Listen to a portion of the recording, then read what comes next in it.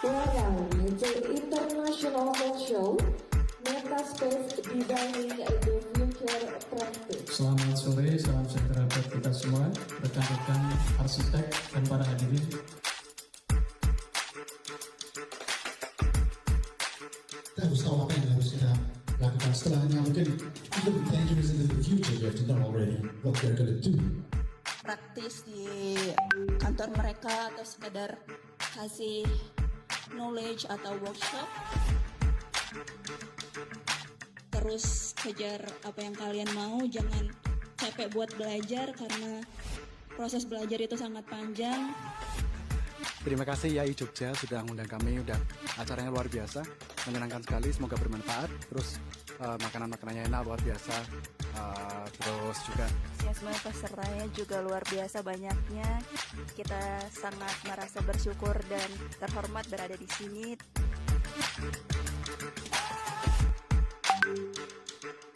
Kami berlokasi di Jalan Raya Jati. Ini kami menyediakan bahan bangunan. Mau konsultasi tentang cat, mau custom warna cat seunik mungkin. Untuk acara hari ini, International Talk Show ini sangat menarik, insight-nya oke banget. Aku mendapatkan insight yang sangat luar biasa dari berbagai narasumber. Di 2010 kami menjadi akustik kontraktor, kemudian akustik konsultan dan akustik material supplier sekaligus importer. Teknologi dan pengetahuan terkait akustik kami selalu update. Cara ini sangat edukatif, sangat inspiratif, begitu banyak hal yang bisa kita pelajari di sini. Khususnya saya mau berterima kasih juga untuk IAI Jogja sudah memberikan kesempatan bagi kami Waveboard untuk bisa berkolaborasi dalam event ini. Jadi untuk Qhomemart sendiri kami berada di naungan 5 grup ya Bapak Ibu. Yang sektornya tidak hanya di building material. Pabrik sendiri kami ada 2, satu di Balaraja, satu lagi di Mojokerto. Dengan adanya acara IAI Disnatalis ke-50 ini, kami sangat bangga bisa bekerja sama dengan IAI. Dan acara ulang tahun kali ini seru banget dengan pemateri-pemateri yang luar biasa, dan salah satunya adalah mancanegara. Dapat gambaran vision baru tentang bagaimana arsitektur yang berkolaborasi dengan teknologi.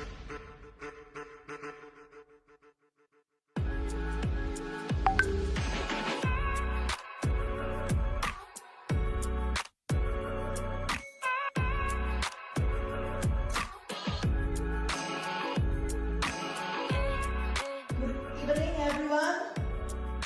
Selamat malam Bapak Ibu hadirin yang terhormat dan juga para pembicara yang luar biasa.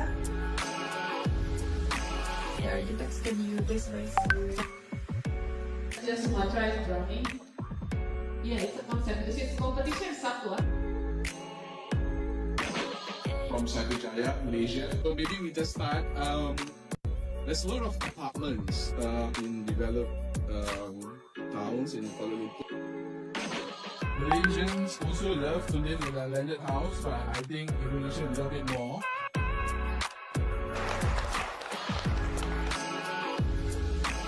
Human will do something better for the nature. Because we need to be. That's the role of education actually. Then we can start something new. The problem is that the intensity is not in school. The distance between the fryer, the size, the dimension of the fryer is actually determined by other things.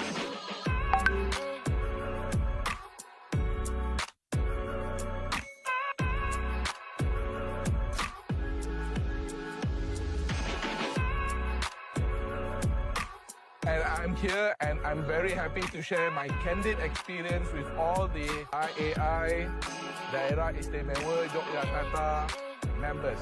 Today, I think we reached a huge milestone, which is 50 years anniversary. And I want to thank everyone for welcoming me towards this event. And I want to ensure that we create this long-lasting relationship. Okay, the idea of being in this particular region together so we can push for a better built environment. Acaranya asik banget, sebenarnya agak nggak nyangka ternyata tandemnya seru. Semoga akan ada acara seru selanjutnya. Event ini sangat menarik karena tema yang dibawa itu juga up to date, tema yang memang harus kita bicarakan. dan sangat sesuai dengan zamannya.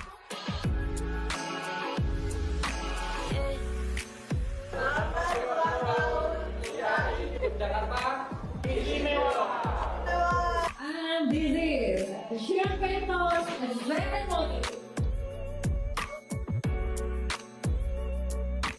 Selamat ulang tahun IAIDY 50 tahun.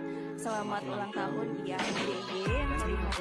Selamat ulang tahun IAI Daerah Istimewa Yogyakarta yang ke-50. Selamat ulang tahun buat IAI, sukses selalu untuk IAI Yogyakarta. Ke IAI sendiri, selamat ulang tahun. Ucapkan selamat ulang tahun ke-50 untuk IAIDY. IAIDY, selamat ulang tahun. Selamat ulang tahun yang terbaik selalu untuk IAI. Happy birthday, Daerah Istimewa Yogyakarta's IAI chapter for the 50th years, and I look forward to come again when you are 100 years old. Thank you, and see you again.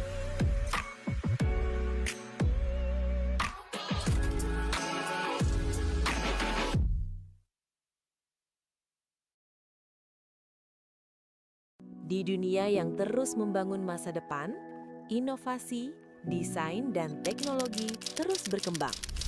Qhomemart mempersembahkan sebuah ruang pertemuan bagi industri bangunan dan arsitektur. Mantra Expo, the biggest building material and architecture expo yang menghadirkan skala pameran terbesar di Yogyakarta dan Jawa Tengah. Menghadirkan brand unggulan, produk inovatif, dan teknologi terbaru. Mempertemukan arsitek, kontraktor, developer, business and home owner, hingga praktisi pendidikan. Satu tempat, ribuan inspirasi, jaringan tanpa batas.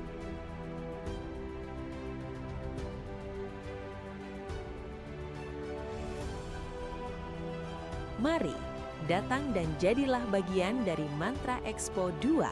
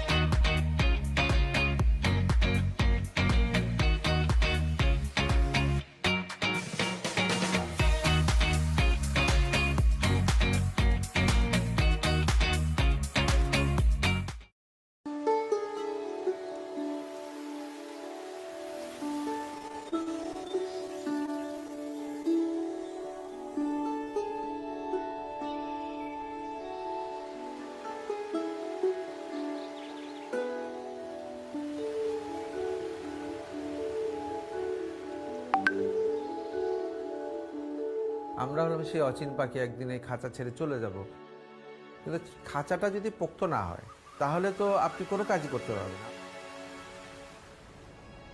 তাই মনে করি সেটা যতক্ষণ করতে পারছি, আমার মনে হয় যে আমি ফেলিয়ার না, বাট আমার কাজ আমি মনে করি যে আমি এখনো ওই লক্ষ্য অর্জন করিনি যেটা আমি অপেক্ষা করছি।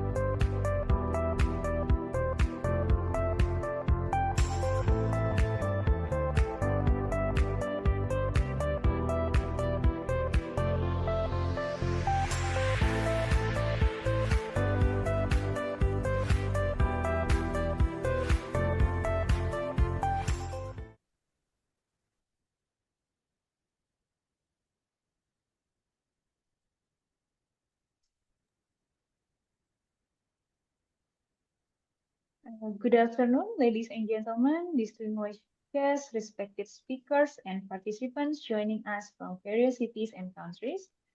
Welcome to the International Webinar Series 2026, organized by Ikatan Arsitek Indonesia, Daerah Istimewa Yogyakarta in collaboration with Qhomemart. My name is Hannah, and it is my pleasure to serve you as your host for today's webinar. We would also like to express our sincere appreciation to our valued sponsor, Qhomemart and Solid Gradino, for their generous support in making this event possible. Qhomemart, si pasti lengkap, and Solid Gradino, kunci keluarga modern. We are delighted to welcome so many participants joining us today via Zoom as we explore our theme, When Architecture Listens, Designing for Communities. Today's webinar is part of Mantra Expo, organized by Qhomemart and the IAI Yogyakarta chapter, the largest architecture and construction exhibition in Yogyakarta, which will take place from 23 to 26 July 2026. One of the highlights of Mantra Expo will be the book launch of the renowned architect, Professor Architect Rafiq Azam.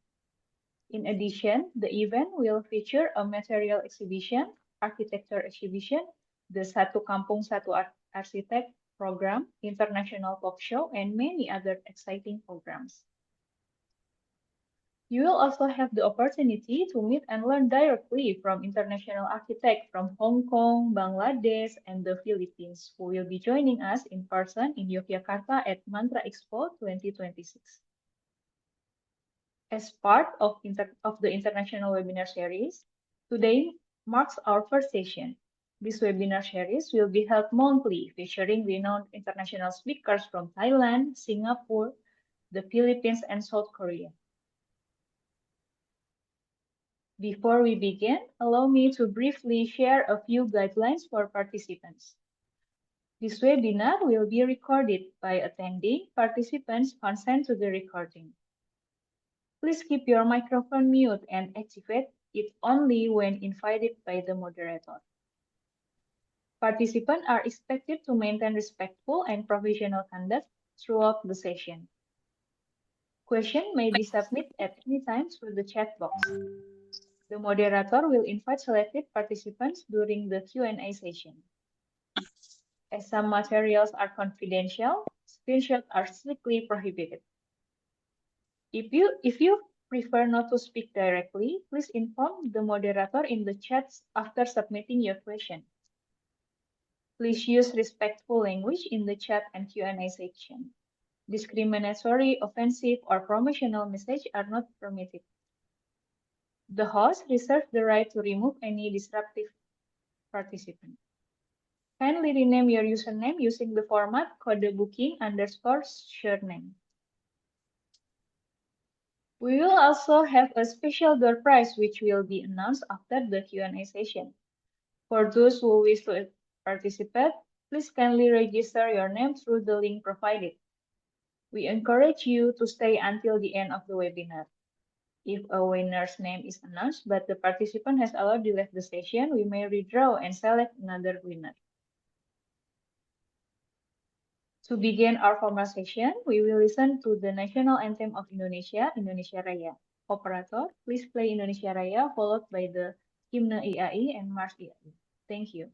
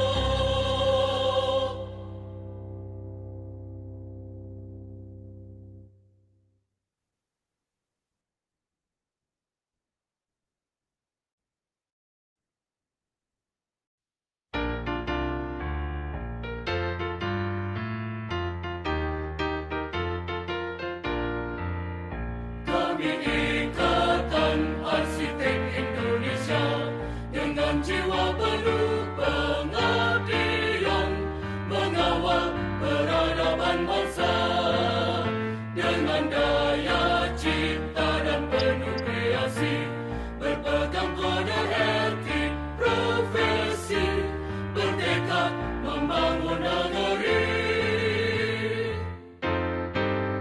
selalu belajar meningkatkan diri untuk dipercaya dan berkompetensi mencapai harkat yang tertinggi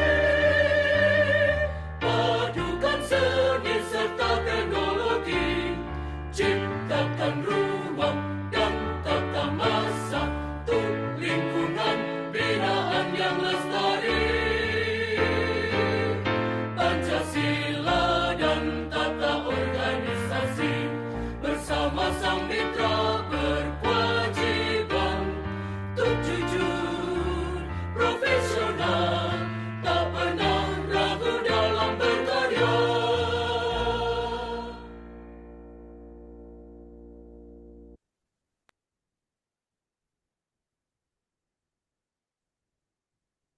Ladies and gentlemen, it is our great pleasure to invite Mr. Hengki Sampati Huang, Managing Director of Qhomemart, to deliver his welcoming remarks. Mr. Hengki, the floor is yours.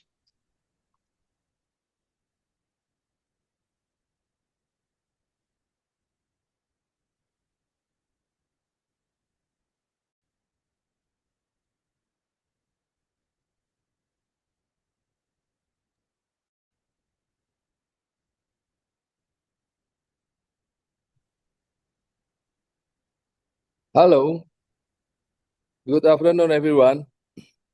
Warm greetings to all of you joining us today from different places. Today, the way we design buildings, we shape the way we live for the next 50 years. Architecture is not only about buildings. It is about how people live, feels, and experience the shape around them. Allow me to introduce myself. My name is Hengki Sampati Huang, Director of Qhomemart and the initiator of Mantra Expo. First of all, I would like to warmly welcome all participants who have joined us today for the international webinar, Road to Mantra Expo. Thank you for taking your valuable time to be here with us.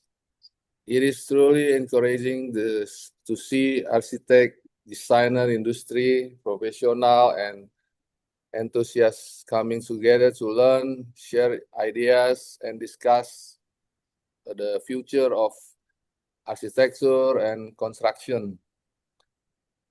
I would also like to express my sincere appreciation to our distinguished speaker today, Architect Zan Sutahatsai Niyongwas from Thailand, who will be sharing her valuable insight and experience with us. My gratitude also goes to our moderator, Mr. Kawarsmi Norisam from Malaysia, who will guide and facilitate today's discussion.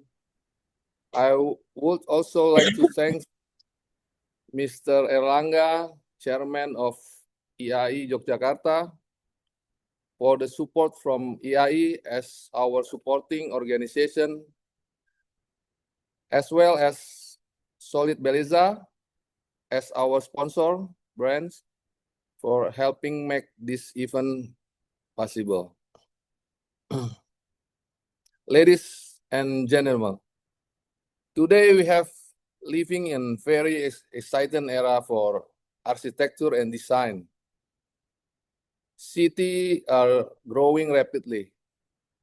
Lifestyle are evolving and technology is transforming the way we design and build our environment. Architecture today is not longer just about construction, buildings. It is about creating experience, shaping communities, and improving the way people live.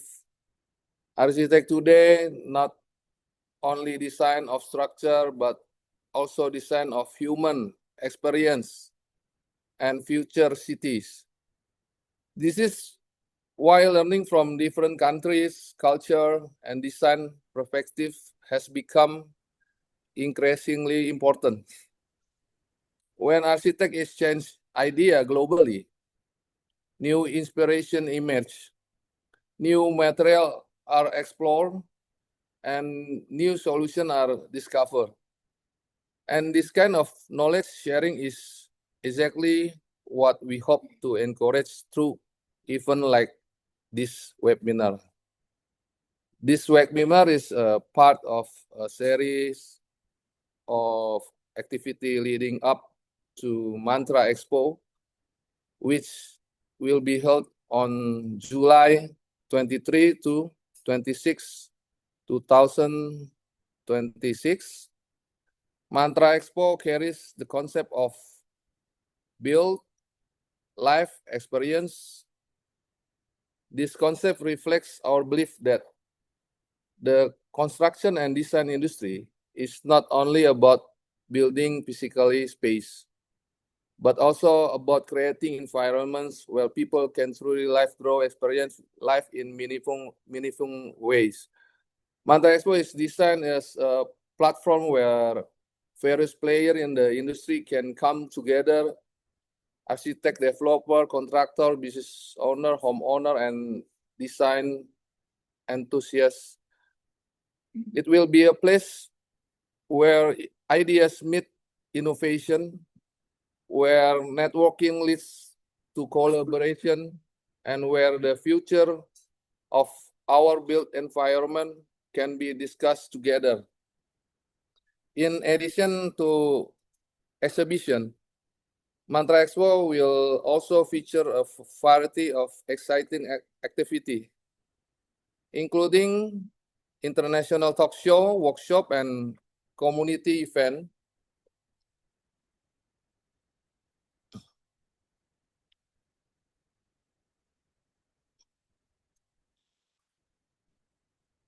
Mantra Expo will also feature a variety exhibition activities, including international talk show, workshop, and community event that aim to bring the industry closer to society.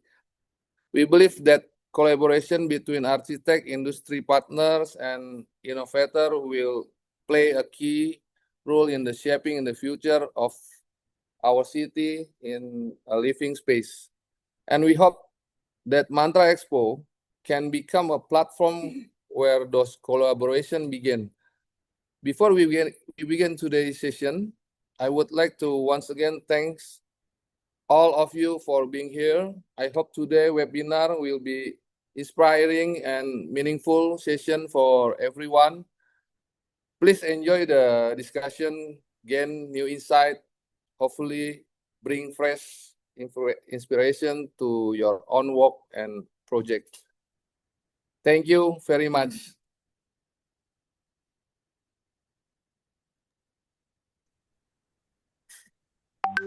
Thank you very much, Mr. Henki, for your warm welcome and for your support for this webinar. Next, we are honored to hear remarks from the Chairman of Ikatan Arsitek Indonesia, Daerah Istimewa Yogyakarta. Please welcome Architect Erlangga Winoto, IAIAA. Mr. Erlangga, the floor is yours. Thank you. Assalamualaikum warahmatullahi wabarakatuh.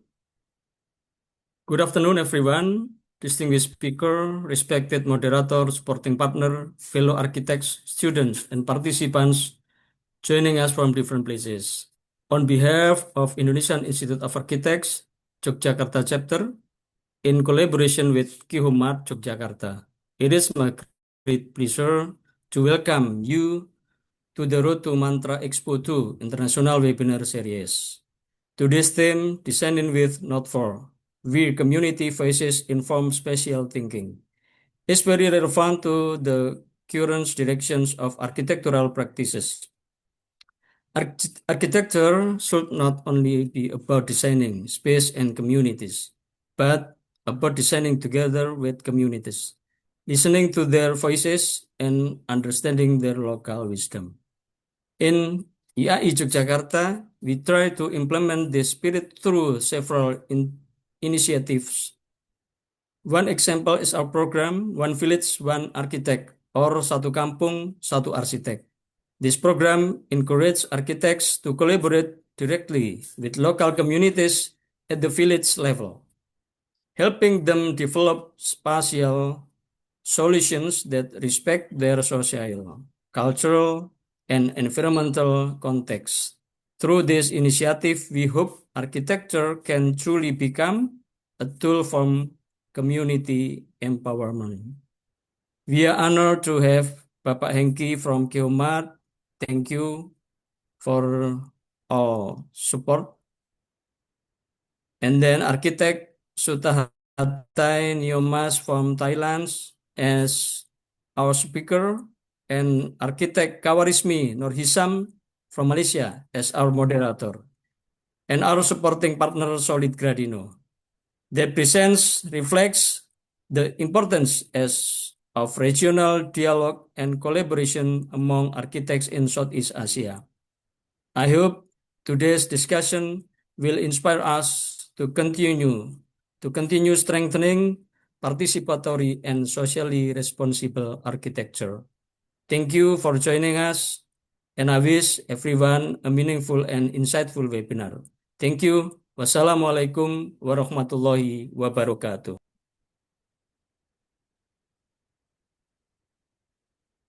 Thank you very much, Mr. Architect Erlangga Winoto, for your inspiring remarks and for your leadership in supporting this international webinar. Ladies and gentlemen, this event will not have been possible without the generous support of our sponsor. Please welcome Solid Gradino, Mr. Alfredo, as they share their information and product insights.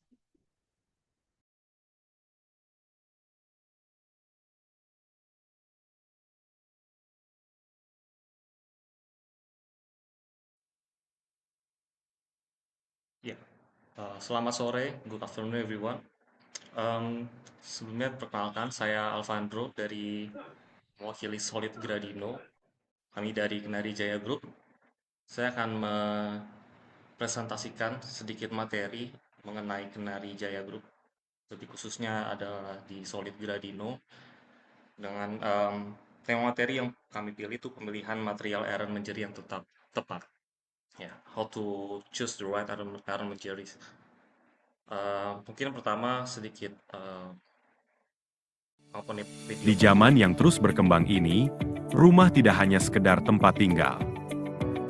Rumah adalah benteng, tempat berlindung, dan pusat kenyamanan bagi setiap keluarga. Berdiri sejak tahun 1965, dimulai dengan kios kecil berukuran 2,5 x 2,5 meter. Kami telah menjadi pilihan utama bagi pelanggan yang mencari solusi pintu yang tidak hanya elegan, tetapi juga menawarkan perlindungan maksimal. Kami selalu berusaha memberikan yang terbaik untuk pelanggan kami, dengan memberikan after sales yang terbaik. Dengan pengalaman lebih dari 5 dekade, Kenari Jaya terus berinovasi dan membuka cabang-cabang showroom yang tersebar di Indonesia, untuk memastikan bahwa setiap rumah dan properti yang menggunakan produk kami merasa aman dan nyaman. Kami berkomitmen menghadirkan kualitas terbaik dan pelayanan memuaskan untuk menjaga kepercayaan pelanggan, serta menghadirkan customer service yang dapat Anda hubungi di nomor 0812-8567-7070 yang dapat membantu Anda. Kami juga memiliki visi dan misi sebagai acuan dalam membuat langkah-langkah perubahan yang inovatif dan berkelanjutan, karena kami Kenari Jaya, symbol of quality building. Ya, dari Kenari Jaya secara umum, kita memiliki beberapa services, itu ada free survey service, ada lifetime warranty untuk beberapa produk kami, ada emergency service 24 jam, ada master key, dan ada iron menjadi service. Kenari Jaya mungkin lebih banyak dikenal mungkin dari brand-brandnya juga yang lokal, ada Ken, Solid, dan Gradino juga. Tapi selain brand yang lokal, kita juga memiliki atau kita mendistribusikan juga produk-produk yang berasal dari internasional. dari Eropa, dari Jepang.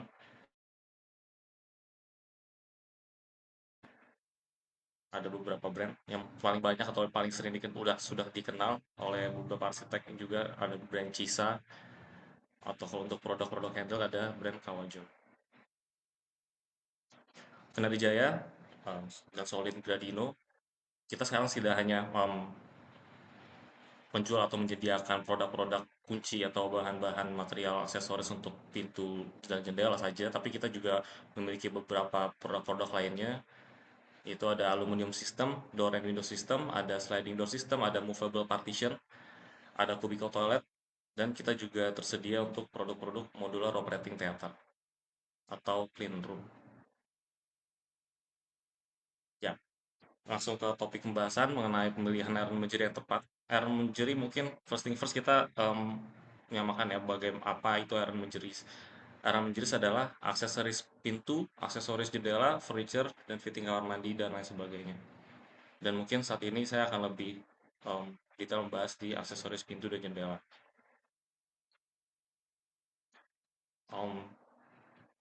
Desain arsitektural seharusnya mudah diakses dan inklusif untuk semua individu. Dalam artian pasti semua produk arsitektural atau pastinya bangunan memiliki pintu atau memiliki akses, ya. Dan pastinya di akses itu tidak dapat berdiri sendiri. Pastinya pintu itu juga harus ditopang dari berbagai macam aksesoris yang digunakan, menyesuaikan penggunaan atau tujuan yang sudah ditentukan oleh arsitek secara konsep ruangan itu harus berfungsi seperti apa. Di Kenarjaya, Solid, Gradino, dan Ken, kami menyediakan berbagai macam aksesoris, variasi aksesoris untuk pintu dan jendela, seperti handle dengan berbagai macam finishing. Ada yang black series, gold series, nickel, stainless, dan chrome series. Dengan berikut juga kita memiliki wide range of lever handle dengan berbagai macam tipe dan juga materialnya. Yang sudah pastinya kita menggunakan produk-produk atau material-material berkualitas tinggi yang sesuai dengan standar yang dibutuhkan, ya, supaya memiliki ketahanan yang cukup untuk waktu yang lama.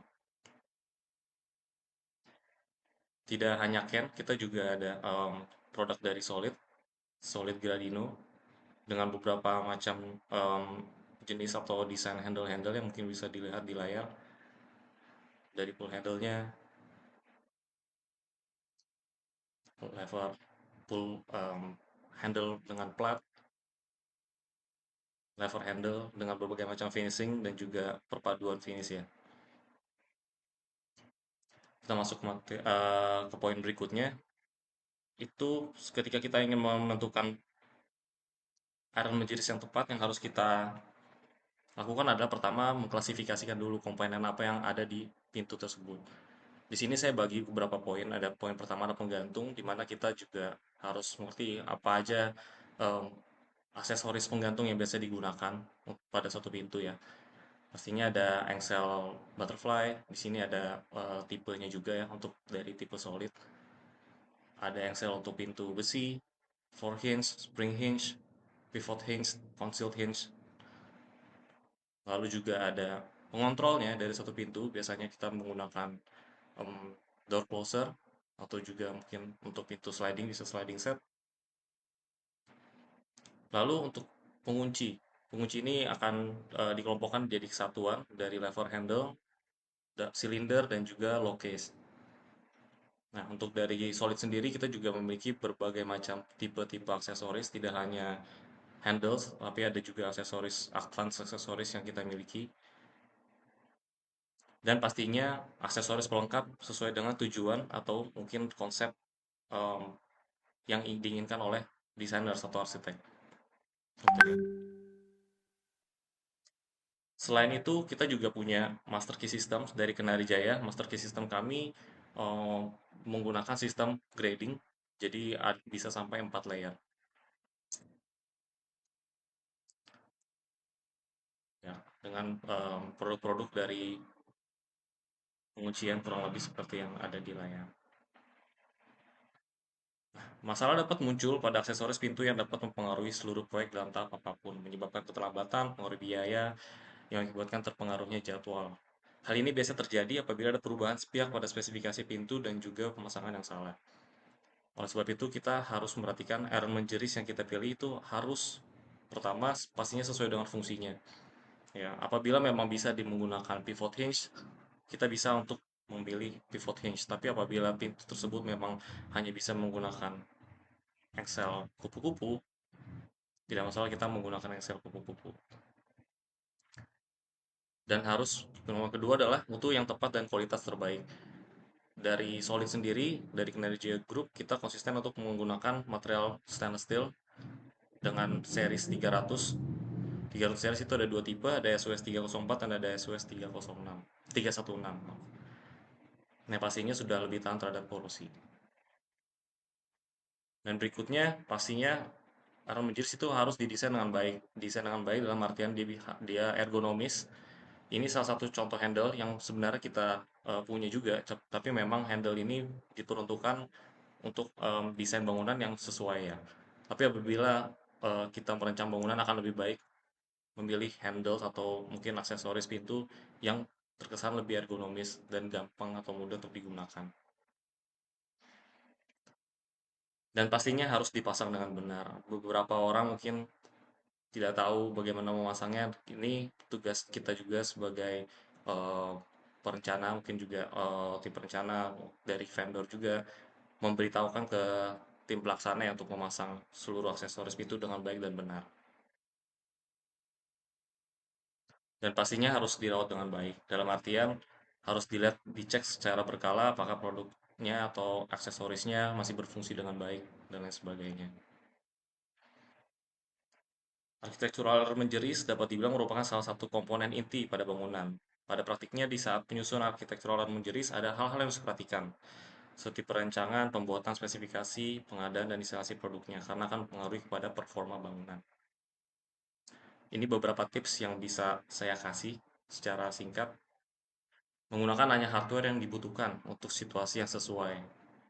Ya, contoh yang memang apabila dibutuhkan aksesoris sliding door untuk pintu sliding dapat memudahkan mm, difabel toilet bisa digunakan aksesoris sliding door. Apabila ada opsi untuk menggunakan antara engsel dan pivot hinge, apabila kita diperhadapkan bahwa dengan harga yang sama kita bisa memiliki engsel kupu-kupu dengan kapasitas cukup baik, akan lebih baik kita pilih yang engsel kupu-kupu dibandingkan dengan pivot hinge. Berikutnya adalah memastikan komponen yang hardware yang terawat dan terpasang dengan baik. Berikutnya juga lokasi penempatan pintu. Apabila memiliki atau mendesain pintu yang berada di luar area outdoor, bisa menggunakan material yang lebih tahan terhadap korosi. Contohnya adalah engsel yang dengan material stainless steel 316. Dan juga menyesuaikan dengan berat daun pintu. Ya, di sini biasanya kami dari tim Kendari Jaya akan menyesuaikan berat pintu dengan rumus yang sudah kita punya ya. Dan akan nanti kita tanya produk pintunya biasanya menggunakan material apa. Dan juga menyesuaikan pintu dengan kebutuhan khusus. Contohnya untuk ruang rumah sakit area radiologi ya harus menggunakan timah hitam untuk di pintunya ya. Dan apabila kita memang ingin mendesain pintu dengan desainnya seamless, bisa menggunakan concealed hinge. Sekian dari kami dari Solid dari Kinerjaya. Apabila ada kebutuhan atau apabila ingin info lebih lanjut mungkin bisa cek di Instagram kami atau bisa hubungi kami di toko-toko penari Jaya khususnya di Jogja ada di Jalan Magelang atau mungkin di toko-toko ya di Qhomemart juga ada. Sekian dari saya, terima kasih. Thank you so much.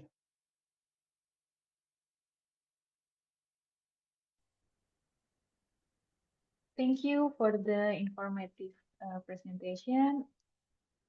We would also like to acknowledge that today's webinar is part of Mantra Expo, organized by Qhomemart and the EIE Yogyakarta chapter.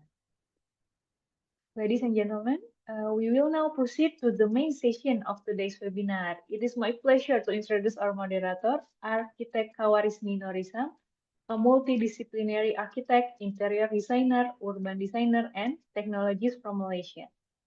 He is the principal of Kawarismi Architects, director of Praktika Architect, and partner of the research think tank Manifesto of Design and Research in Experimental Architecture, or MDRXA. Architect Kawarismi completed his architectural education at University Technology Mara and has also participated in design and urban workshop at University of Technology Sydney, the IDS Metropolitan Laboratory Berlin, and Politecnico di Milano. Alongside his professional practice, he also contributed extensively to architectural education, having lectured at Taylor's University, UCSI University, and University Technology Mara. An award-winning architect with more than 50 national and international awards, he is actively involved in regional architectural network Arcasia, the Architect Regional Council Asia, where he has served as a representative and leader in the Arcasia Committee on Young Architect and will serve as chairman for the 2026-2027 term. Beyond practice and leadership, he is also a frequent speaker at international forums, architecture festival, and academic events across Asia, sharing perspective on design thinking, innovation, and the future of architecture. With his diverse experience in practice, research, and regional collaboration, we are honored to have him guiding today's discussion. Ladies and gentlemen, please join me in welcoming Architect Kawarismi Nurisam. Mr. Kawarismi, the time is yours. Hello everyone. Thank you so much. It's good to be back. I mean, not physically, but in the digital world. Thank you so much for having me again. It's just a few months ago, I was in the chapters event. I was very happy to be part of your 50-year anniversary. But today is not all about the things that we discussed in the last meetup. Today, I have a special friend that I want everyone from Daerah Istimewa Yogyakarta IAI chapters to meet. Architect Sutartai Nayomwait is an architect and urban designer from Thailand. A personal friend that I've recommended to be part of this momentous webinar. With her work actually focused mainly on community-centric design, urban data, and placemaking, with a strong emphasis on translating local voices into spatial strategies and revitalization plans. So if you follow her on Instagram, her works are, ever-changing, super interesting, and hyper-local. But she has practiced internationally, including in New York City, on architectural and urban design projects. She is a co-founder of City Connects. She leads project integration, design, adaptive reuse projects, and urban vision planning. Her projects range from community-driven design to large-scale urban strategies. This is a very grounded approach. She always did participatory design within the local context. She's also frequent and speaks, lectures, and advocate for inclusive and resilient approaches to city making. She holds a master's in advanced architecture from Cornell University and is a Fulbright Scholar Alumni. Without further ado, welcome Jan. Oh yeah, I forgot to coin that her short name is Jan. Welcome, Jan. Hello, how are you? Hi, nice to meet you all today. We are in Thank the you, yin Karma, yang. for such a nice intro. Yeah, we are in the yin yang. You wear white, I wear black. It's a true reflection of our doom and bright personality. That was a nice balance. Without further ado, the stage is yours. Please take us away. Thank you so Okay. much for having us today. Okay. So, my screen is full now, right? Okay. Good afternoon, everyone. Thank you, Kava, for such a nice opening. My name is Jan Suthathai Niyomwat from the City Connects Thailand. It's a pleasure to join you today, and thank you, the Indonesian Institute of Architects, Yogyakarta chapter, for the kind invitation. So today's topic is about designing with, not for. I am actually very glad that your big topic is surrounded about how you will design with community or a lot on belonging and engagement, because my work also talks a lot about that. Like personally, I do believe that architecture is not like a perfect image. It's like happens on site, in communities, under pressure, and through times. So, a little bit about me. I am an architect and urban designer, like you guys heard 3 minutes ago. I have been practicing in Bangkok before and then study my master and also practice in New York City before I came back to my hometown back in the southern of Thailand. Right now, I am working with City Connects, which I co-founded with my friend. We are a multidisciplinary collaborative platform that focus a lot on community-based design. So we have been working on a very wide range of projects, but a lot of them focusing on we can translate the cultural asset of the city, because each city has their own uniqueness, right? And translate those voices of the community into some form of design or communication platform, from on-ground to online approach. So today is gonna be about like how architecture can be more than just the building itself. It can also be soft, empathetic, and transformative. So to a little bit head start, like when we talk about like the city scales and city context, right? We always talk about how we can study architecture through the urban form or the city ecology and the city, like how we study in Colin Rowe collage cities, or how Kevin Lynch talk about like the image of the cities, like nothing is experienced by itself, right? It needs to be always related to its surroundings, or how you need to like see the collective of memories. So same with that. My background, we did a lot of research approach before we get into a lot of the participatory design, as we say. So before all, after we research and understanding the city, a lot of the process will use the word co-creating, which is a data-driven process that we will explore design and working very grounded with the community themselves or with the people, because I want people that live in the city or wherever we are designing for to see themselves as part of their city's ongoing transformation. And also, we also believe that participatory design is a local placemaking that can become like part of the design dialogue. So what is actually the word placemaking itself? It's one of the spatial strategy. Placemaking means like creating places, focusing on transforming public spaces to more like a strengthening connection between people and those places. It's kind of a process that's centered around people and their needs. So we wanted to know what is the aspiration, desires, and visions. So those like strong approach or strong communication that we have with the community can actually transform into something through participations and like something that is more spatial.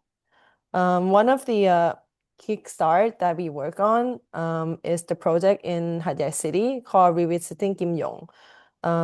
This project is actually talking about like how the market itself. It was a very well-known, famous market in the southern of Thailand, because our city is actually very famous of the trading culture. So this is actually show how the space itself transformed through the period of time. So they have a lot of vacant lots because nowadays it's not as popular as they used to. And we wanted to invite the neighborhood or the people to come back to their so-called popular market to rethink about how we can use the spaces again. Because we kind of like do some small intervention within the space, like more like 9 designs throughout the 3 floors of the market. And we use more of like how we can reframe the perception and use this space and input we work along with like groups of designers who kind of like elevated the space and use the cultural asset that we have in the city to be part of the ongoing process. So one of the highlight is on the upper floor level. You can see like downstairs on the left image, the market is still active. So there's like some people that's still selling. It's like an active market down there, but like they have like a lot space that used to be a theater but like a movie theater, but right now it's not operate anymore. So we talked with the owner like, okay, let's do some like projection mapping. And one of the activities that you can draw something and actually it can be on those walls. So you will feel like, oh, you can be part of the art itself as well.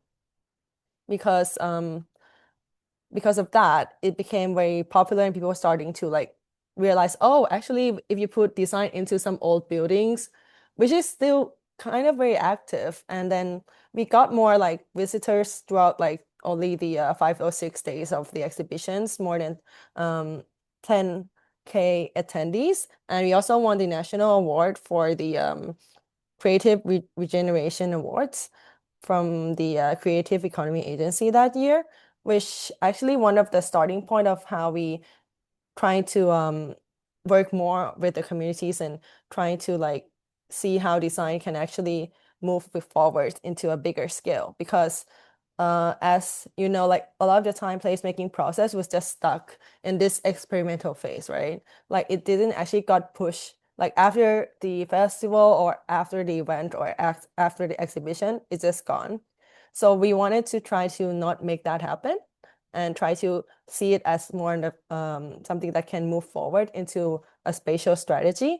Because actually, when we design something, especially in urban design or in city scales, we are talking about design that people are not going to move in tomorrow, right? We're need to work through speculative and find a way to represent the design at large that people are gonna see in the future and how they see themselves living in that space in the future.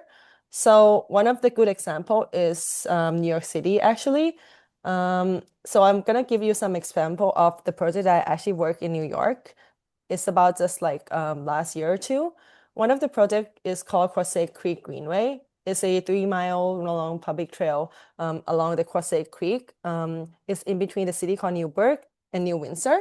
So it's a very strategic site because it's politically it has like a very strong difference that they have in terms of both like visions and also in terms of planning. But this creek actually goes in the in between. So finding the first area to be more like a starting point or the entrance, like the main entrance to the trail is very not only that you need to understand the community, but you also need to balance the dynamic. So this is when the architects or designers got a bigger role, not just to design the space itself, but we need to actually negotiate and understand the dynamic of the political issue within the city itself also. So how are we gonna decide, right? Like they have like many pinpoints and it's like 3 miles long. So where should we start with our design, or where should we actually do like all those like the kickoff start, like the first chunk of money, where should it go to? We designed this process that we call like the capacity workshop. We invite all these stakeholders and do this kind of stakeholder mapping. So throughout this participatory design, you will see like they have like kind of a graph system that you can kind of translate and change it into a scoring system. And after that, you'll get like, oh, which side is actually more aligned with a lot of people that work in the communities and they have like the highest capacity as well. And then that is when we got the starting point. And we also have a lot of others community engagement process throughout the I would say it's like been there for like 2 or 3 years of process before I actually have the first design coming out. From this, we went back again and rechecked like, oh, is this correct? Did we understand it correctly? Because none of us actually born and raised there, but as a designer, we need to kind of understand the context and how it's gonna be there in the future. So it is very important to keep that in mind and put that in your heart when you design it. And this is how we actually got our and planning. And then one of the starting part is gonna be, it's kind of like very interesting because it's balanced between both. And one is like very near the creek, the lake that they used to have a lot of activities, and the other one is near the parking lot because they feel like it's kind of like a nice entrance approach. And another project is in Lou Gehrig Plaza, it's in the Bronx, New York City. So this is actually one of the projects with Urban Design Forum. They are a group of that works a lot on public spaces in New York City, and it is a project with Mud Workshop. And so we work together, like it's a collaborative with Habitat Workshop, Mud Workshop, and Side Studio. It's called like Connected Corridor. So you can see like this is like outreach and engagement 10 times developing the design to design this pavilions that can actually at the end became more of a public spaces that interact with the whole area of the Bronx. And this is like we not only collect like the ideas from the communities, but they also need to understand the flow of the people, the pedestrian flow that actually came within the site. So the site is actually in the middle. And on the left is the Yankee Stadium. If any of you are into baseball, you will know that.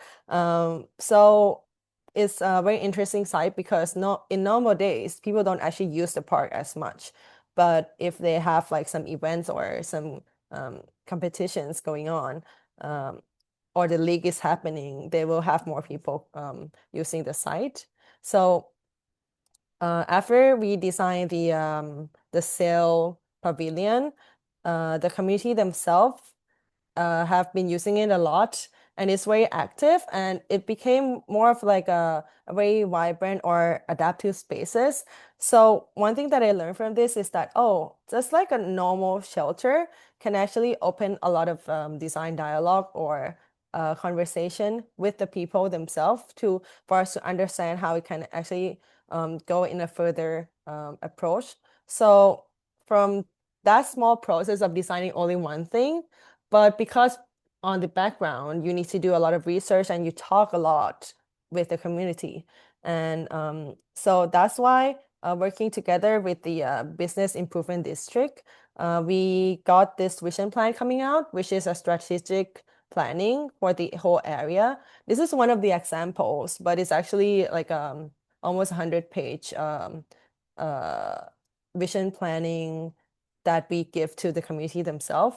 So it's more like how we understand their city and what do they need and how is it gonna work, like in terms of budget or in terms of durations, and like who is the stakeholders that they need to work with, and some image for them to see like, oh, this is actually how some small slight change in the city can change in the bigger impact, and for them to feel more of the sense of belonging as well. So community-led design doesn't actually mean the designer is gone, right? It's more like your role is not just to listen, but you need to take that, translate it, frame it, and it's actually the architect that needs to decide when or what you need to use. So applying those methods into more of an Asian context, I work a lot in Hat Yai City because it is my hometown. It's where I started a lot of projects before. We started with working on green public spaces, and one of the projects is that we need to do a participatory design with over like 20 communities. And we did a lot of focus group or participatory workshop within the area of Hat Yai City themselves to kind of understand like and create this database platform of the city, because in Thailand we don't actually have a nice drawing or a database for public spaces.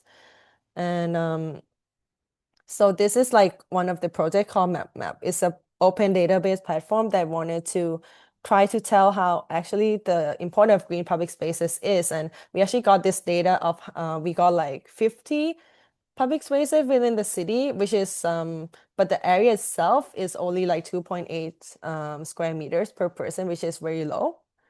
Because according to the research, we need more than 8 to 9 square meters per person.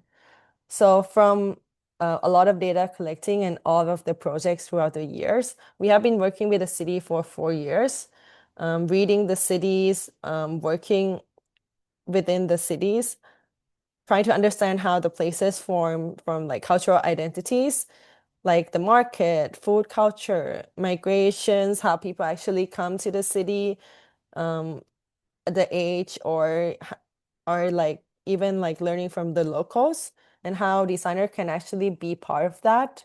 Because in some city, we also understand that designing or the world designer is actually different. So we wanted to understand how can we actually design some spaces, which is more of a public spaces or a space for all for them. So we apply all of the data in every small and big events that we have. We always have this process that we will collect the data. Like if you recall from the beginning part, like in the Kim Yong Market project, we also collect the data since then until now. So it's been like 4 years of ongoing research, in-depth research. So the framework is actually starting from understanding how people actually use the space and okay, and how to interpret it. So this is actually when the community is starting to give insight, right? But you need to be the one who give the structure or the framework to them, because like when you do participatory design, it's very important for the designer to be the one who actually guide what you want, or what do you want to learn from them, or what is actually the answer of the questions. You don't actually know the answer, but you need to frame it in a way that, oh, maybe if you wanted to understand what kind of public space, like what public space mean to them, you don't actually ask them directly, right? Like you can ask like, oh, what is your day-to-day life? What do you do in your free time? And translate those messy input, synthesizes and identify it into more of like, oh, what is the patterns? What is the identity, or turn those narrative into more of a spatial logic. And then you can start proposing zoning diagrams, design, long-term urban consequences. It can be from a very small scale into a very large scale, talking with the municipality themselves, or even talking with the homeowners. One of the project that we did just last year called Common Saneha Mahasane Festival is actually one of the neighborhood scale that shaped through design, and is a design festival that is part of the Baghdad Design Week. So the event is actually a tasting ground that we see ourselves like not just an event, but it's more like creating a social capital that is a sharing network. So the event inspired more than 1,300 participants and reached over 2 million views across online platform. And I see this is not only like a space for us to test to understand the neighborhood, but it's also like opening a floor for young architects and designers to taste their ideas, because to everybody needs a place to start, even though it's small or big. So we feel like if our festival can be that, it will be very interesting and very important for the design communities in Thailand.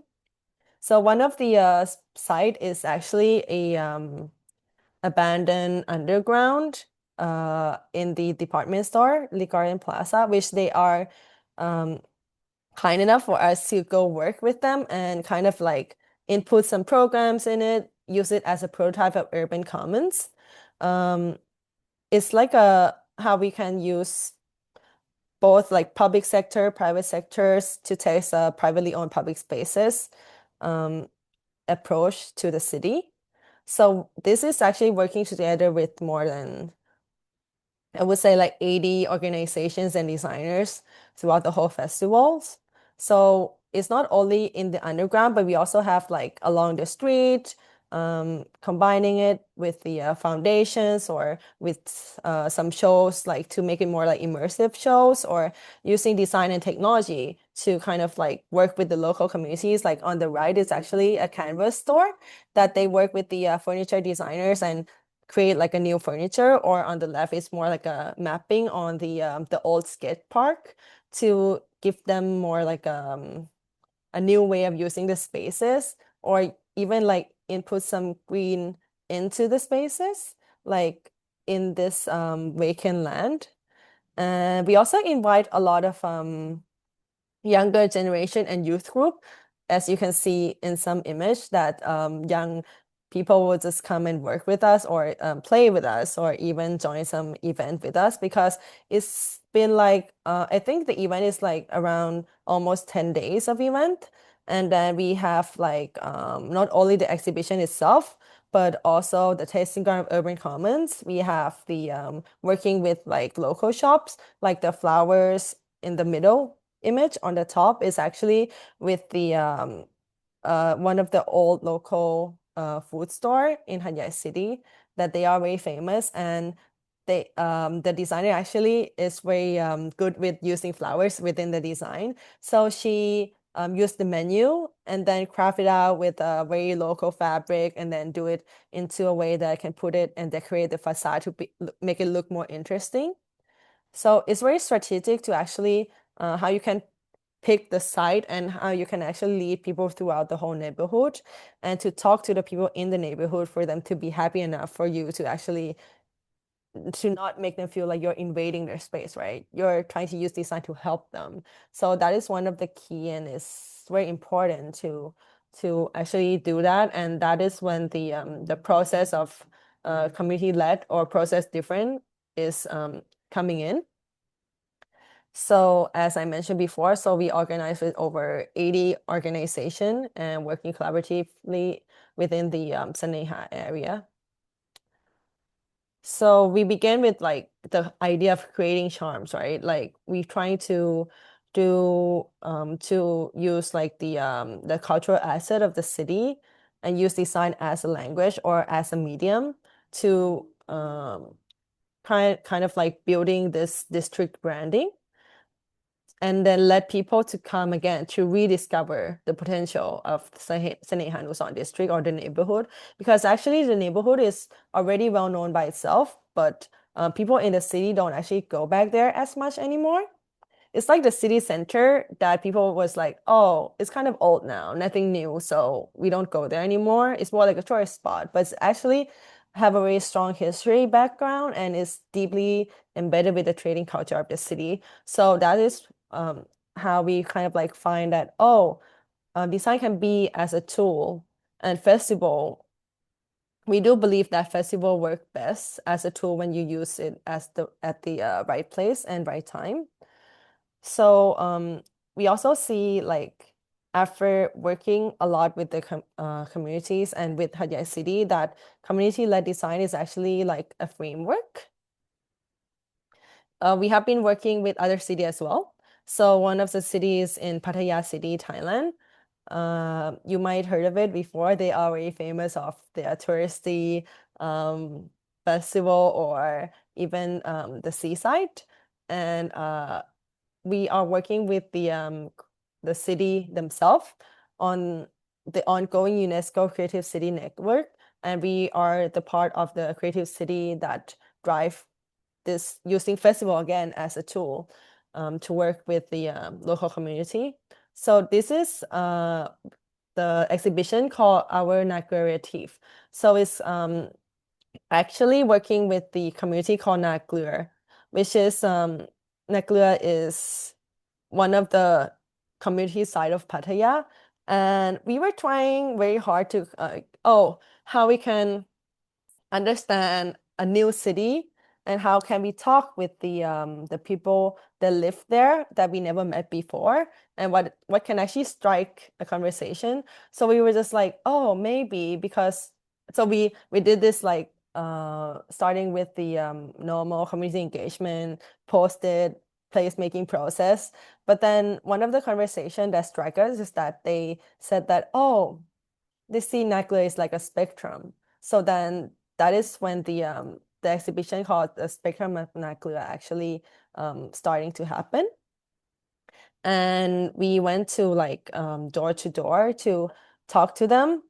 I think we kind of like did an interview with like over 100 of people to ask them actually, what do you see Naglua as a color?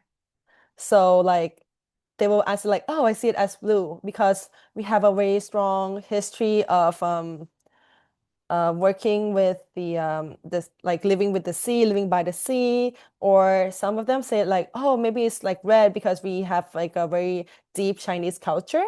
And even some of them see it as green because they said like they have this forest that actually not so well known, but for them it's a very important green space within the city. So from all of those conversations, striking with some simple ideas, we get both. We got the narrative and we also get like some materials to design with, right? We got colors, we got narrative, and then we can actually have some characters of like how this fishing communities living by the sea can actually be part of the exhibitions.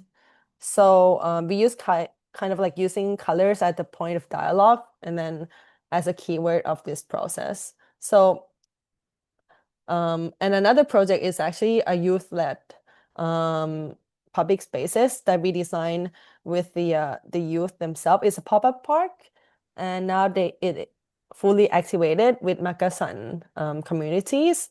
So this is actually in the left part. You can see like we designed this workshop with the kids to let them and ask them like, hey, if you get to design your own playground or play space, what do you actually need? And they wanted like a football court, so they want to have like a competition, like an actual football event going on. And then is so we have that for them. You can see on the right image. And they also said like, oh, but then someday I wanted to play music as well. Like it's just simple things. But one of the changing point that we catch is that within these communities, they said like, oh, they have all those interests, but they don't actually like they can go study sport. They can train the sport. They can study music, like how to play the instrument, but they don't actually have a floor for them to show out, and they don't see the point of actually practicing those. And for us, we feel like, oh, that is actually one of the key points as a designer that we need to put that into the program of a pop-up park as we design it. So this is one of the project that is, let's say, the conversation started from the youth, right? And they are very important throughout the process. But at the end, the designer is the one who will decide which part that you need to go through with it. So you don't actually need to like for those who are very interested in community-led design. For me, I feel like you can start very small and it can still have big impact because when design become part of the communities, architecture is not only about the structure anymore. So you can use your skills as an architect to do starting from something small, and then it can lead you to something like even bigger. One of the example for that is like how we actually started as an initiative and collective of City Connects. So we are working at first in Hat Yai, and then we call ourselves Hat Yai Connects at first. We use this walking tour as one of the tools that we try to represent our culture and the city culture. And every time at the end of this walking tour, we will get to visit like old store or like famous food places. You will get to redesign, like we will redesign the menu with some restaurant, like famous restaurant, but then it will still be very local. And then we kind of like give some creative thinking into those walking tour process. And at the end, we will always strike with a conversation, exchange conversation, or even with like a simple questions that we can do a small data collection. So this is how we actually started from like the group. And then one of the walking tour, actually, we give them this one-time single-use film camera, and then they get to take a picture of the city when they're walking with us. And then we're just like, oh, we have all this image in hand. What should we do? So luckily, when we actually went on ground to do some survey and talk to the people in the communities, one of the owners said like, oh, my wall looks so old. I don't know what to do with it. And we're just like, oh, wait, can we use it as like an exhibition kind of like walls? Because it's actually in a very strategic area. And this is like a small walls of like an old auntie's house, right? But starting from that, we put on all the images and then we put some locations into it. So right now it became a famous actually tourist spot. And then the community themselves and the young designers came back to actually do, right now they do the exhibition by themselves. Like just I think about 2 weeks ago, they started to have like a creative market around it. And they started to have like photo competitions and put it on there, or like some painting drawings within the area. So starting from that, we have like 700K reach on social media and more than 7,000 organic search on the location of the map itself, which actually from that leads us to more of like, so we got something to sell, right? We got something to talk with the community, not only the community, but also now to the decision maker of the city. So it's spread out to more like a spatial intervention. We're starting to define the spaces. So if we want to work in the neighborhood, what do they actually want to like market, hangout space, more facilities? So you can see like the blue is over there is the wall that I just mentioned, but then throughout the whole neighborhood, it's got like a very strong potential. So this project kind of adopt the participatory approach and starting from this small bits, but then now it's actually became one of the market and festival. Thanks to actually the group called Hat Yai Sidewalk. They are one of the group that actually live and have a lot of stores and restaurant within the area. We work together with them on the couple first events, and nowadays they have it all by themselves now, which one part of me that I'm very glad at as a designer or urban designers and even architect is that when you start kicking off or putting some framework into the city, you need to keep in mind that it's not only needs to be by you. You need to pass it on, and you need to pass this framework or understanding to other people as well. So from this, like you can see this image that actually started from the wall on the right-hand side, right? And then we started to have more interventions and market, and it's actually activated the whole communities. And it's very lively right now, and they have more leverage to talk to the municipality to ask for more lightings or more resources, because it is important neighborhood now. So activities can actually define the space itself, and in the long term or long run, you can actually in terms of like redesigning the area, and like a lot of like houses within the areas or new projects coming along within the neighborhood itself. So this is like some of the examples of other works that we've been working on. It's got a lot of like soft structures going on within the neighborhood, or something that needs to like come very fast, because actually we just faced a very huge flood last year. So a post-disaster design is actually in place right now. And so I would say like designing with the community is not reducing any role of you as an architect at all. It's even more challenging, right? Because you need to design more carefully. You need to be, as we all are, normally responsible. And then to design something this meaningful with this big group of people is actually an honor. So and you can still have fun with it. So I think that is all for me today. Yeah, so my end quote would be like, architecture can actually be gentle but yet impactful. Oh, thank you, Jen. And Thank aptly you. put. I think while waiting for the eventual question to come in, I have a few questions that I would love to impart. I mean, to a certain extent, I used to do this as well, participatory design, and I found Yeah. that I'm too controlling for this. So I I better stop and try to, because what my style of doing things is I will design the exercise to churn a certain outcome. It's a trap. It's really a Oh yeah, trap. you kind of like have it. Induce them, yeah, to the idea and try to get them into the place that you want them to land. So that's my question. When you are dealing with people, they are really a double-edged sword. I mean, it can go both ways or any ways per se.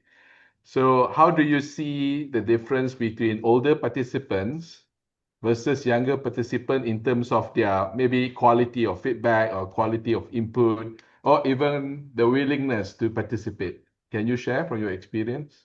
Yes. Actually, when you do like, especially in the research phase, um, let's say the starting point of the project, there's like one time that we are finding like the potential of designing these public spaces for the private sector, and we invited all generations. It's like one of my first time of doing that actually, so I learned a lot from that. We invited more than like 50 people in all ages, like in from like different backgrounds, and then we kind of like try to like put all of them in separate groups, but then mixed generations and like, so I think that is when the facilitator needs to be very good, because balancing the voices can be very hard. What I learned is that sometimes you need to sense like, oh, this person speak very strongly, or this person is actually um, have a stronger voice than the other one. So the facilitator needs to ask the one that is not quite speaking, or maybe you need to design the workshop in a way that all people, even though they don't want to speak, can just write down something and then share their thought as well. And the facilitator needs to like guide through the whole thing. But there's also a very sensational thing. I would say like one key is that we always kind of like try to find the key person in the city and ask them just simple question like, hey, do we have any person that it would be not a smart choice to put them together? Like, oh, the conversation will never stop, or they don't like each other, they won't talk if they are in the same group. Like those are the things that you will learn by time. And but if that actually happens, I think the key is that the facilitator needs to be the middle ground person to do that. But then there's like another way as well. Like if you separate like the old people and the young people, then you will need to design a very different approach for them. Like designing for all like approach for all people and for like different generation is different. So to answer your questions, I feel like nowadays you cannot underestimate like any person at all. Like sometimes we feel like, oh, older people's maybe you need to like they have like a certain mindset, right?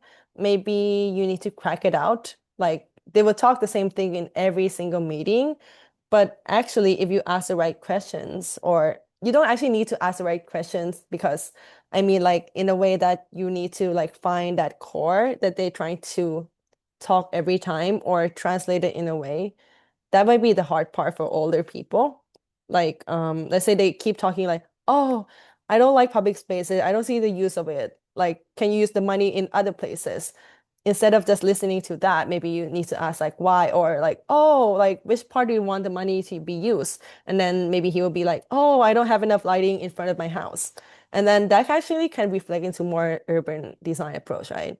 Or like in younger generations, sometimes we met a lot of a very strong-minded people that they wanted to like they don't understand the process or paperwork, which is kind of challenging at sometimes. So I think it's also our roles for them to explain those like to calm them down or to talk to them. And that is one of, and then like they will always be like, I think they were more hopeful because when we talk to older people, they would be like, oh, I just have this interview with a person like 2 years ago, nothing changed. So how can you change that mindset? Like maybe, but for both generations, you just keep going back and then explain to them what actually happens after the research. Yeah, so managing expectation is rather important, I guess, especially Yeah. for the younger ones. They want the result to be quite instant, Yeah. while the older generation will have something that they insist on, maybe they insist on a different or rather the traditional approach. So to all the participants, you are welcome to post question if you have any. I have few questions from the participant already. One of the participant asked, there's no name to it. So what roles should government, designers, and community play in shaping successful places, especially in heritage city? And I would just add to that question, if the role of these stakeholders are fairly defined. Obviously, government is all about endorsement and support and all those, as you mentioned, the red tape and the procedures. How do you make sure that maybe business owners or capital-driven ventures actually participate in this collective effort to improve the city, especially again in heritage city? Okay. So Heritage City might be a little bit different and more challenging because you have those layers of history within it, right? But when you do this placemaking process, there's this practice that people always talk about, like 5 to 6 group of people. You need those government sectors, private sectors, communities, practitioners, intellectuals or researcher or people that knows by the book, and then you need younger generations of people to work together as a whole. So if one of it is lacked, it doesn't necessarily mean it's not going to happen, but it's going to be harder. And I think in Heritage site, as far as I work with some of them in the old town, in maybe in Songkhla before, I feel like the government sector needs to truly be understand with that, because the policy that forms how the city is going to be designed, or even the architecture or the building themselves, is coming from them, right? But the collective or the efforts to show them that depends on each cities to show. Like in Had City, it might not be a heritage site, but it's a good example of how private sector work very strongly to show the government how the city can actually go forward. Because like I said, like we use a lot of privately owned public spaces model in the city because we got supported by the private sector a lot. We have this mindset of like, oh, if the decision makers, sometimes they just don't understand, or they just don't see the picture of what you're trying to do. So maybe you can start with something to let them see first, so that when the private sector actually come in, and it's very important, but it needs like a trade-off kind of things at the end. There's like a pop-up park model that a lot of people been doing, like, oh, maybe the private owner can give their land to make like a privately owned public spaces, and in return the government can give them more of like tax reductions for the land that been used, and it can be like some certain amount of year, like let's say 15 years or 20 years of using it as a pop-up park. I think this is actually same with working with heritage site. Like sometimes when you wanted to input some design into heritage site, there's like a certain thing you can and cannot do. And if you feel like something needs to be changed, and if it's happening within the limits of the policy and it can actually happen, you can start small and then show that first. And then, but then at the end of the day, I still very truly believe that the government or the decision maker in the city is the most important person to drive in scale of like urban or city design. There's one participant that is curious on what actually inspire you to work on projects with the community. while collectively, generally speaking, young architects wants maybe, I don't know, clout, fame, and I'm not so sure what it means because the question verbatim asks, why do you do community approach rather than other architects that like what most of young architect wants? I believe what young architect wants, I think as I said lah, they want cloud fame, maybe a bit of publicity, and you are working on a community so selfishly. What inspired you to actually go down this route? It's also I think I would say it's also by choice, but it's also by chance for me personally because um, I feel like I've been practiced as an architect in a firm right after I graduated also. So been working on like high-rise building, hotels, hospitality buildings, condominium designs, all of those, and doing like all of this FARs calculations, driving me crazy. So that is like the part that actually made me notice, oh, maybe not so much of a high-rise person. But then architecture itself, I still feel like I see the how I still liked it a lot also. But every time that for me personally, I always interested in the narrative behind all of those things. And um, even though I admired a lot of nice museums or nice building, nice architecture, like even house design for like if you have enough money and then but if the architect use it in a very smart way, it would be very interesting, right? So that's not something I'm gonna deny because for me, I also really like that. But the reason that I pick community-led design is that one of the turning points that I've been talking to one client and he told me that, oh, can you make this walkway a little bit more smaller? And I was like, no, no, no. I don't think anyone can fit in that anymore. And they were just like, no, I think they can, just like making the drawings of the table slightly smaller. And I was like, but that's not reality, right? And he was like, but like no, nobody's gonna know when they actually buy the room. And I was like, that is not how it's supposed to work. So that is when I was like, oh, can I do something more with my design skills? And that is when I actually applied to this initiative project. It's actually EU funded, called Rethink Urban Spaces. Is promoting like young professional, young designers, or even like actually youth who participate in urban design in the city of in Thailand. And then we get to visit a lot of the city in Europe to see how actually design can be changed in urban skills. So that is one of the turning point of me, I guess. Like I'm working alongside like professionally and also doing like small project, like the walking tour that I showed you guys was actually working alongside with it. And then there's like a point that I was like, maybe I like this more because every time that at the end of every festival or every event that we have, or even after we finish like a participatory workshop, and then some like old ladies just walk to me and just like, you know what, like we have this association like for over like 50 years, and this area is very well known. They have like event like every month, but they never be included. And this is the first time that we got included, and we are very thankful for that. And that is like a very unique experience to have, right? To have those conversations of like, oh, like some young people come and talk to you like, thank you for having this space for me.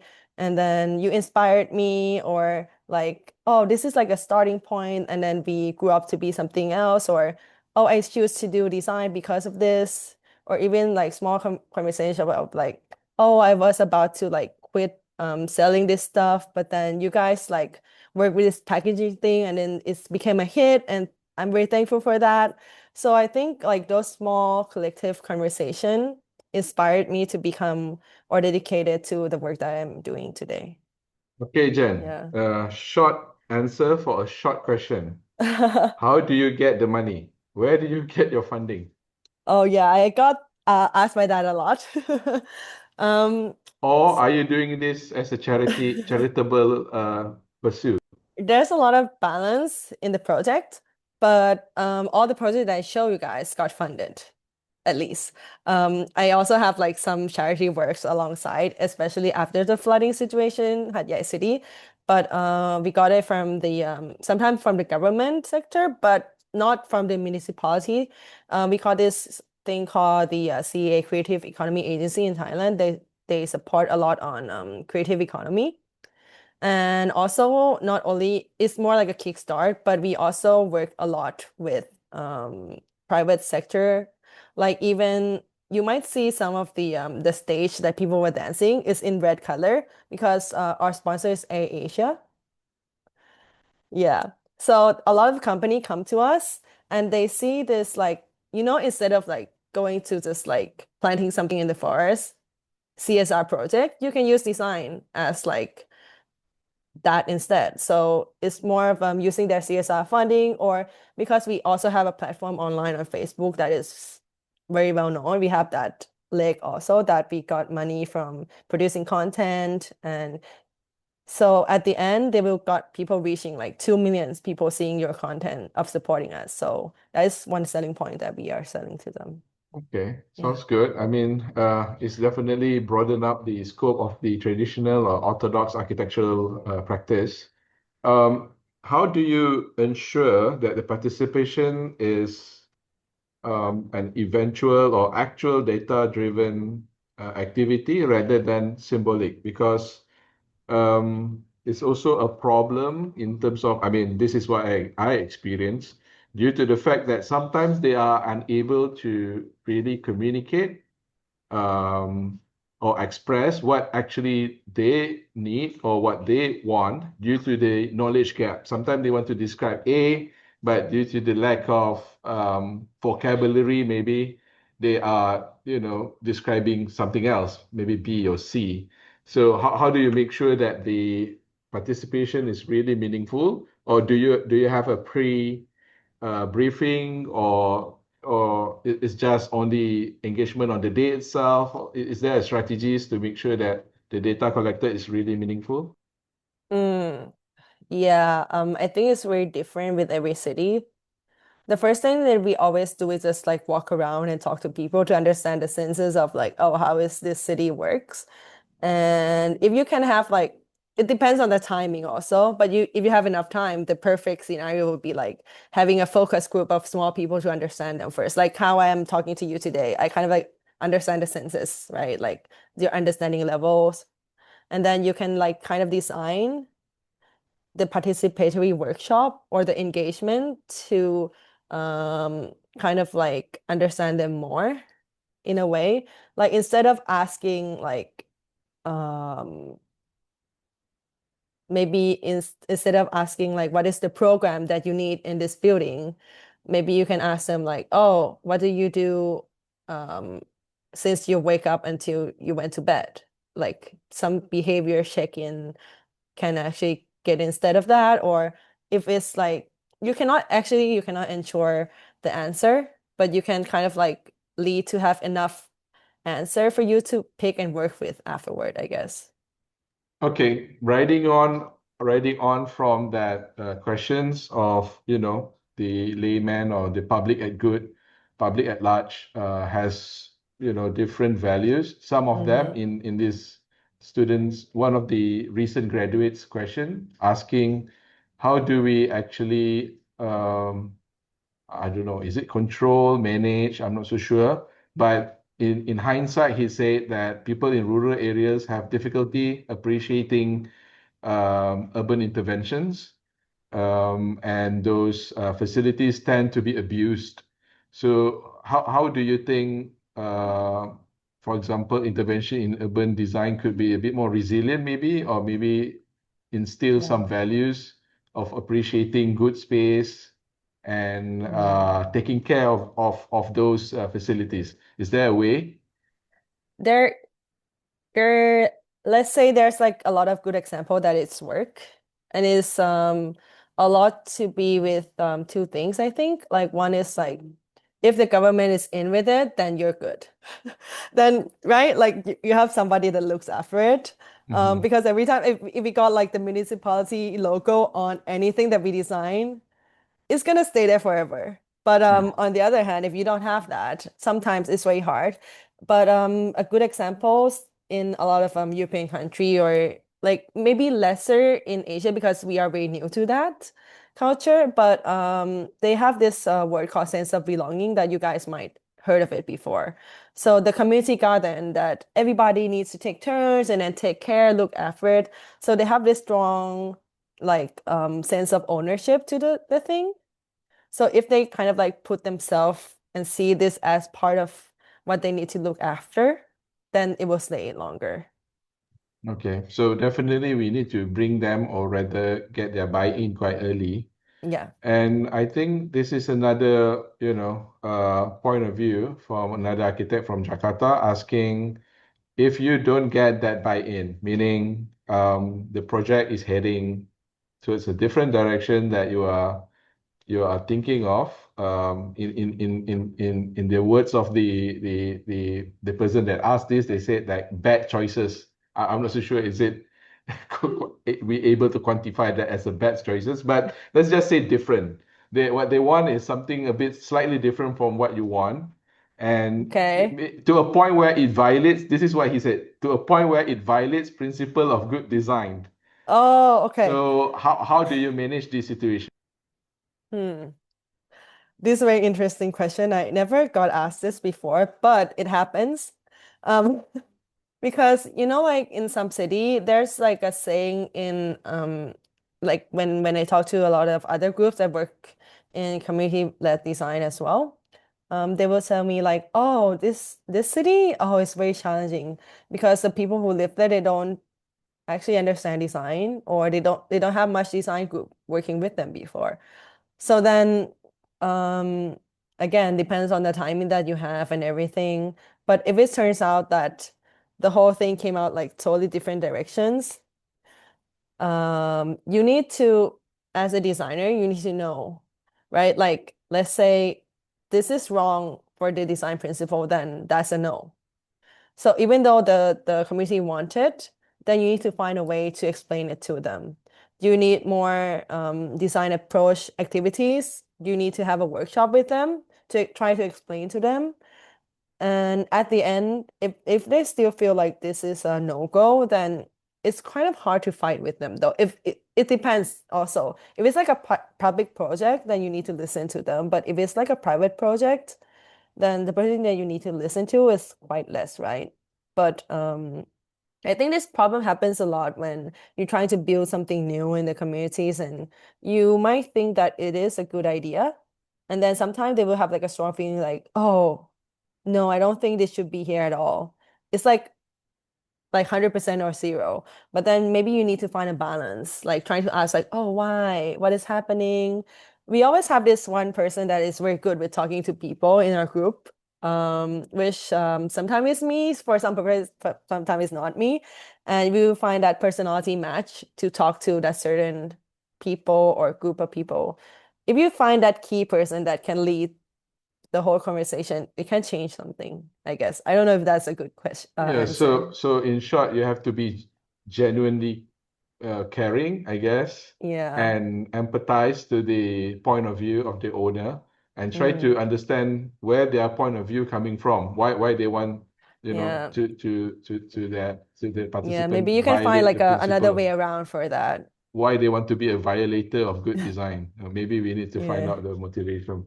Okay, so the next one, there is a question about how do you get them to participate? I mean, people are busy, they have their own Yeah. problems. Now you're Yes, asking yes, them to yes. carve their own personal time to solve your design problem. How do you give them in the question they ask, do you give them tokens, honorarium, incentive? Yes. Is there Yeah. a way Okay. to lure them to participate?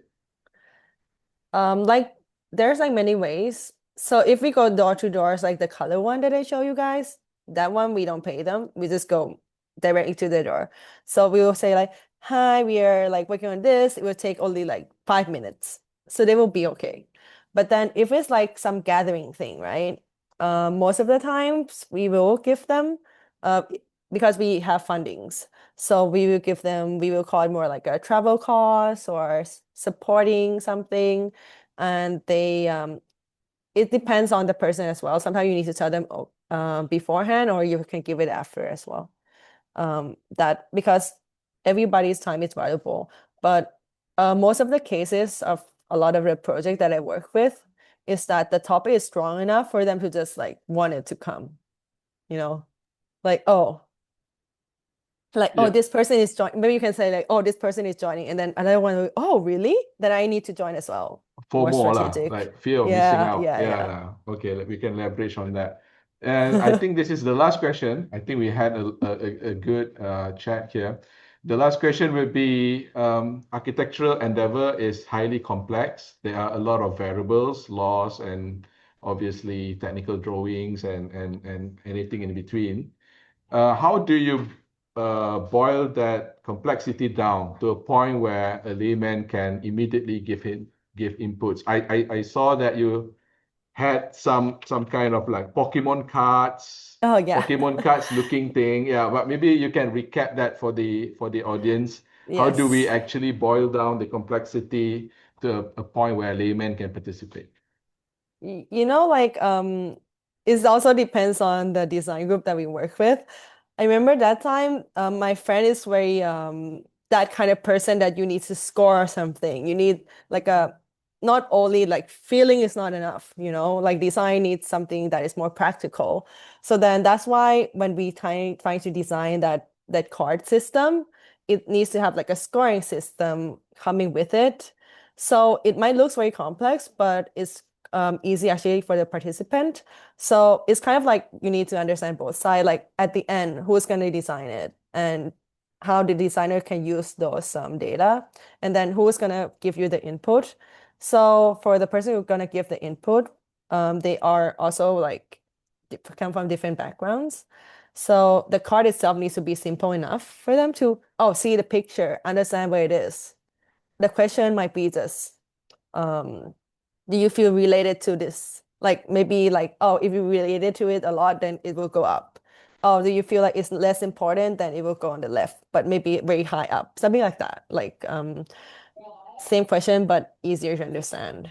I used to have a matrix of what is the qualities of each photo. Like for example, an open plan, Yeah. vegetation, high, high balcony and all those things, and try to, on the flip side of that, words are image, so they can just choose the image, and at the end when they turn, they sort of identify their keywords.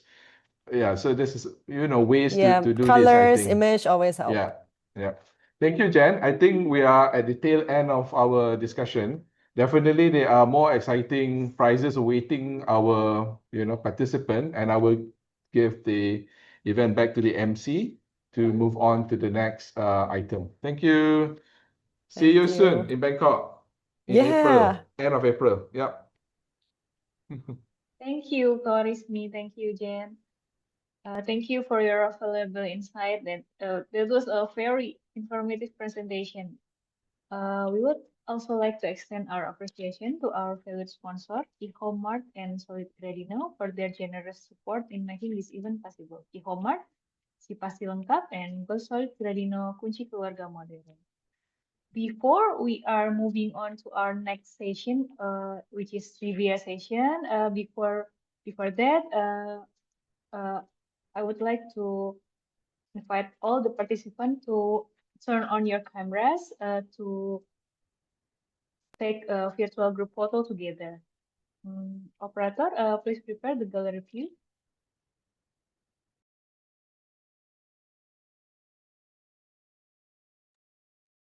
Okay, operator, please cue me if they're ready.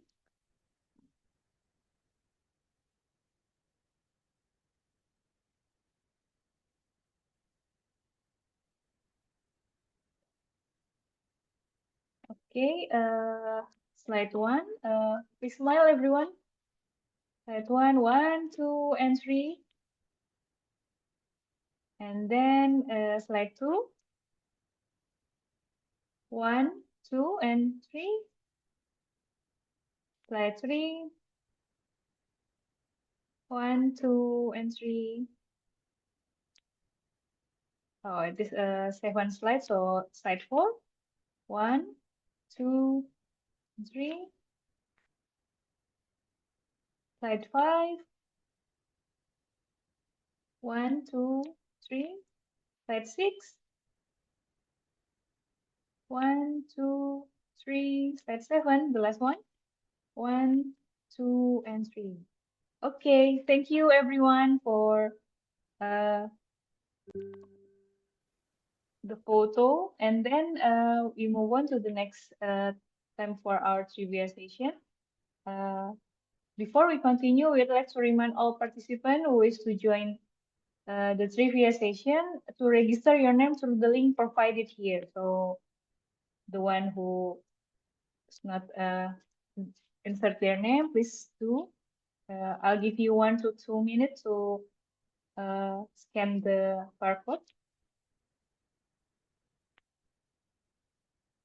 And also before we continue to the trivia session and spin wheel, we would also like to remind everyone about our door prize opportunity. Participants have the chance to win 5 Qhomemart voucher worth 100,000 rupiah each. To participate, simply upload a post about today's webinar on your Instagram and tag Mantra Expo, Instagram Mantra Expo, and Instagram kunci_solid Radino.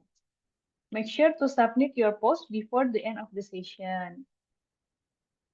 Okay, operator, is there a chance to play the spinning wheel now? Oh, okay.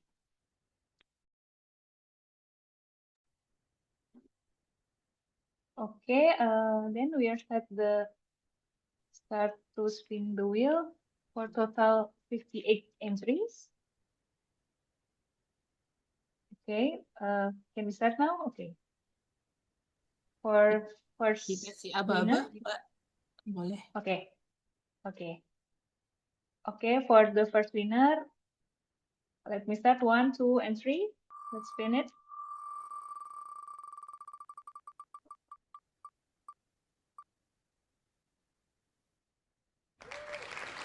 Okay, the first winner is R. Bagus Budo Diwangkoro. Congratulations. And the second winner,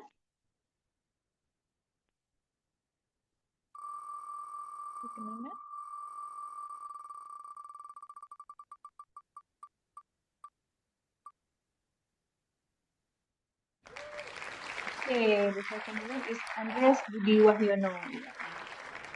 And the third winner, the last one,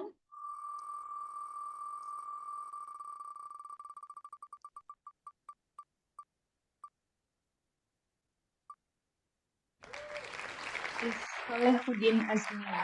Okay, congratulations to the winners. And also, I would like to inform you too that the I don't know, 5, yeah, 5 maybe 4 or 5 one who asked the question also have 5. Okay, 5 participants who asked the question in the chat box will also have and get the door prize from the Qhomemart, which is a voucher equal 100,000 rupiah. Okay.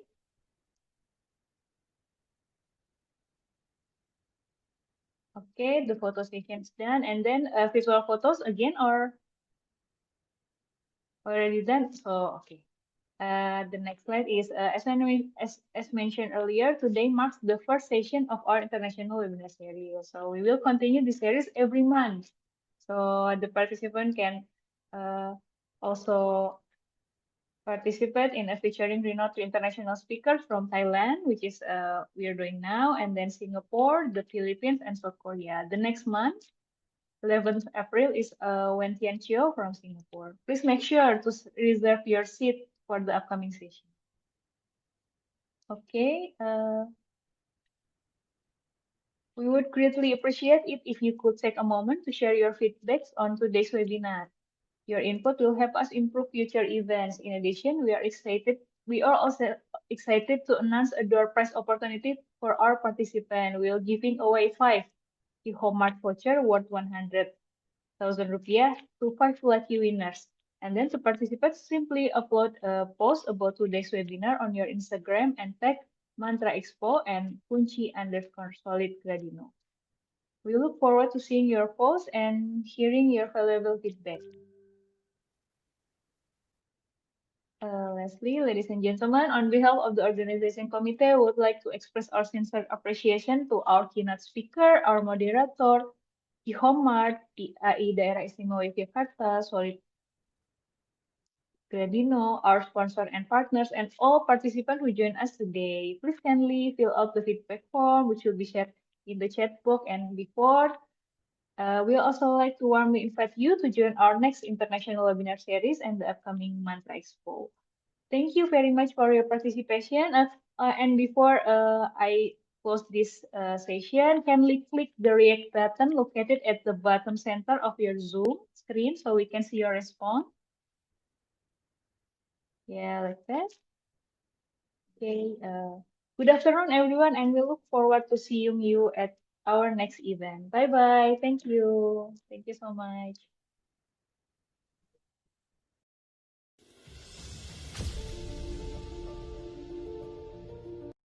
Di dunia yang terus membangun masa depan, inovasi, desain, dan teknologi terus berkembang. Qhomemart mempersembahkan sebuah ruang pertemuan bagi industri bangunan dan arsitektur. Mantra Expo, the biggest building material and architecture expo yang menghadirkan skala pameran terbesar di Yogyakarta dan Jawa Tengah. Menghadirkan brand unggulan, produk inovatif, dan teknologi terbaru. Mempertemukan arsitek, kontraktor, developer, business and home owner, hingga praktisi pendidikan. Satu tempat, ribuan inspirasi, jaringan tanpa batas.